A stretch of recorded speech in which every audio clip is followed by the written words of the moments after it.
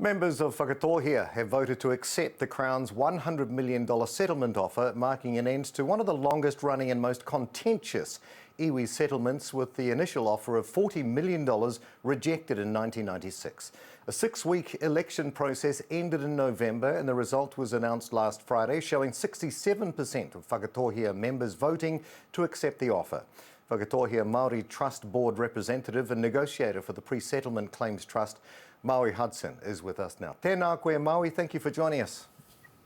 Kia ora, Neil. Now, this has been a long, drawn-out journey for Whakatohea since the iwi first petitioned the Crown in 1887. As a member of Whakatohea and one of the negotiators, are you happy with the settlement now that it's been accepted? Oh, look, there's a couple of things to be really happy about. One is that we finally got to this point. You know, as you mentioned, 1887, it's over 135 years ago, our tipuna were trying to approach the Crown to get redress for the raupatu.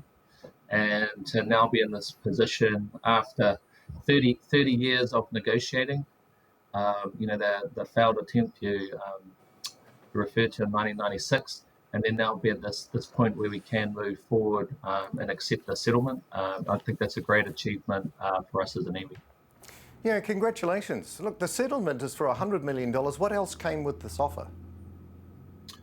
Well, I think one of the things we learned from 1996 is it's not just about the money.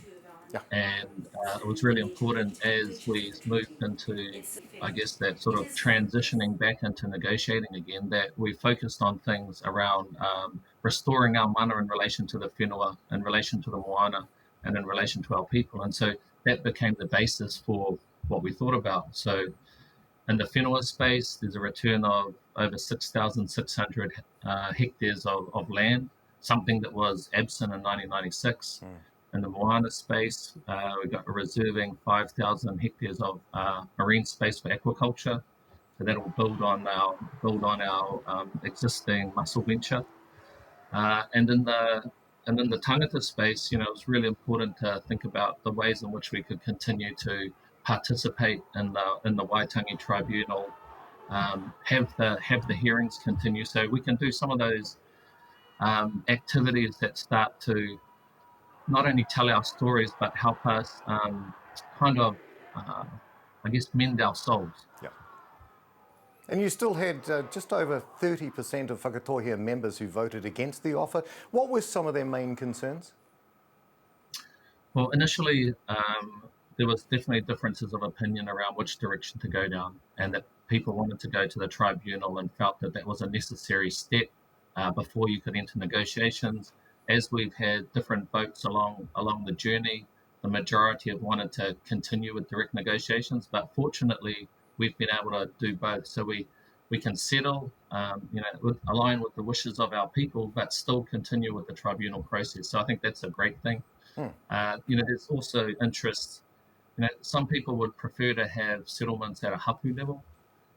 But when we put together Te Ara Tono, which was about our way of coming back into negotiations again, we'd always contemplated that maybe not every hapu would agree, but we should all move forward as an iwi. And that's the situation we're in now. 100%. Look, I suspect the settlement, although large by many standards, is still only a small portion of what was stolen. What percentage is $100 million of what was originally taken from Whakatohea?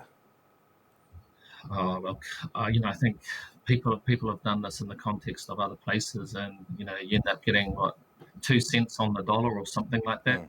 You know, we're getting back a significant piece of land, but that's land that sits, you know, within the ranges. All of the productive land, the stuff where we know that the kiwi fruit farms are, the dairy farms are sitting on, you know, that was all transferred into private hands. It wasn't available to come back. So. Okay.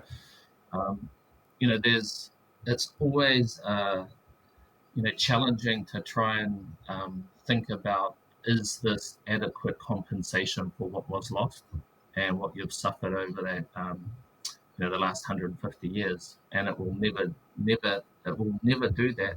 But it is, it's a good foundation for us to move into the future with. Yeah, and it's positive, right? Because if this wasn't accepted, then of course you go to the bottom of the pile for another 30, 40 years or however long it takes. So well done, Whakatohea Māori Trust Board representative Maui Hudson. Thank you so much for joining us today.